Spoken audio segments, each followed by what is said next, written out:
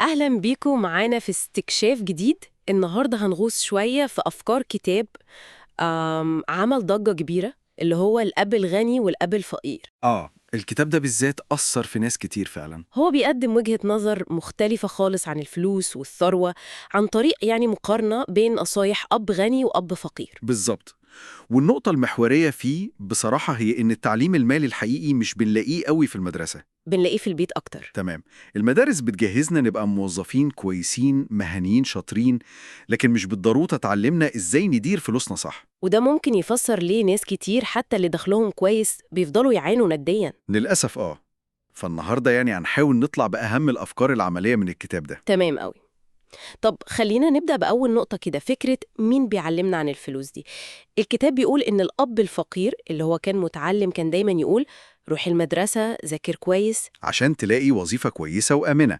النصيحة التقليدية. بس دي ممكن تكون بتبرمج الواحد على عقلية معينة شوية، صح؟ بالظبط. في المقابل بقى الأب الغني لأ، ده كان بيشجع الكلام عن البيزنس والصفقات والاستثمار على السفرة عادي. فرق كبير في الحوار اليومي ده. جدا، ده بيشكل طريقة التفكير. واحد شايف الوظيفة هي قمة الأمان، والتاني شايف إن الاعتماد الكلي عليها هو ده الخطر الحقيقي. وده بقى ياخدنا للنقطة اللي ممكن تكون أهم نقطة في الكتاب كله، أو اللي بتلخبط ناس كتير. إيه هو الأصل وإيه هو الخصم؟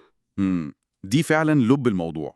الأب الغني بسطها بشكل يعني عبقري بصراحة. الأصل ببساطة أي حاجة بتحط فلوس في جيبك. بتدخل فلوس. أيوة، والخصم أي حاجة بتطلع فلوس من جيبك، بس كده. البساطة دي بتكشف مفاهيم غلط كتير عندنا، زي موضوع البيت مثلا.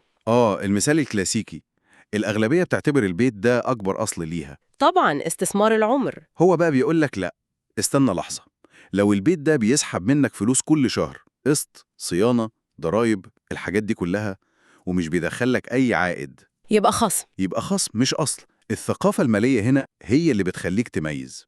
الفكرة نركز على شراء الحاجات اللي بتجيب فلوس، عشان كده الأغنياء بيزيدوا غنى. إلى حد كبير بيركزوا يبنوا عمود الأصول بتاعهم، والأصول دي بتولد دخل يغطي مصاريفهم، وبعدين يغطي تمن الرفاهيات ويفيد كمان عشان يشتروا أصول تانية. على عكس بقى اللي الكتاب سماه سباق الفئران، اللي هو مرتبك يزيد فمصاريفك تزيد. فتشتري خصوم أكبر فاكرها أصول، زي عربية أحدث أو بيت أكبر، وتفضل الدايرة دي شغالة. وهنا تيجي أهمية الثقافة المالية نفسها، يمكن أكتر من الدخل العالي. دي نقطة جوهرية تانية تمام. الكتاب مليان قصص عن ناس كسبت ملايين فجأة، يا نصيب رياضيين مشاهير، وبعدين ارجعوا تاني لنقطة الصفر، أو يمكن أسوأ. ليه؟ عشان مفيش إدارة، مفيش فهم مالي، الفلوس الكتير بدون وعي بتروح بسرعة. المشكلة مش في قلة الفلوس قد ما هي في الأمية المالية، لو صح التعبير. بالظبط كده، طريقة التعامل مع الفلوس المتاحة. وده يودينا لدرس يمكن غريب شوية. في الأول، الأغنياء مش بيشتغلوا عشان فلوس. إزاي دي؟ إيه مش بيشتغلوا عشان الفلوس؟ الفكرة إنهم مش بيخلوا الخوف من قلة الفلوس أو الجشع للمزيد منها هو اللي يحركهم. أغلب الناس بتشتغل عشان المرتب اللي بيسدد الفواتير وبس. ده الطبيعي يمكن. هو ده الشائع.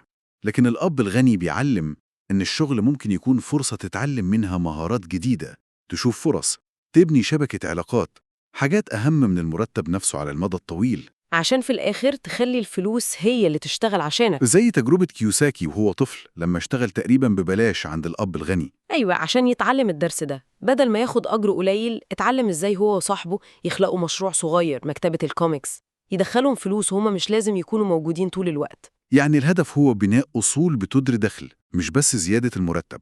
تماماً. وده بيعتمد على أقوى أصل عند أي حد فينا، مخنا. عقلنا. أيوة. تطوير الذكاء المالي ده إنك تدرب عقلك يشوف الفرص اللي غيرك مش شايفها، يلاقي حلول. الكتاب بيقول إن الفلوس أصلاً فكرة. فكرة حلوة دي، بس أكيد الطريق ده مش سهل، في عقبات.